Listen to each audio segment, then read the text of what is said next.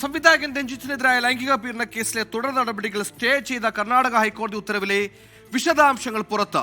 യുവാവിന്റെ പരാതി വിശ്വസനീയമല്ലെന്ന് കോടതി.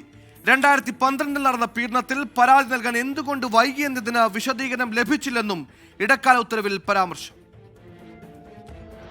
കോഴിക്കോട് സ്വദേശിയായ യുവാവ് നൽകിയ പരാതിയിൽ രജിസ്റ്റർ ചെയ്ത കേസ് റദ്ദാക്കണമെന്നാവശ്യപ്പെട്ടാണ് രഞ്ജിത്ത് ഹൈക്കോടതിയെ സമീപിച്ചത്.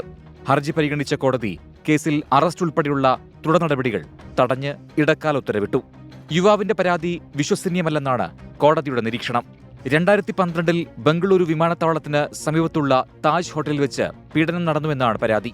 ഇതേ ഹോട്ടലിൽ യുവാവിനെ എത്തിച്ച് ബംഗളൂരു പോലീസ് തെളിവെടുപ്പ് നടത്തി. പരാതിക്കാരൻ ഹോട്ടൽ തിരിച്ചറിയുകയും ചെയ്തു.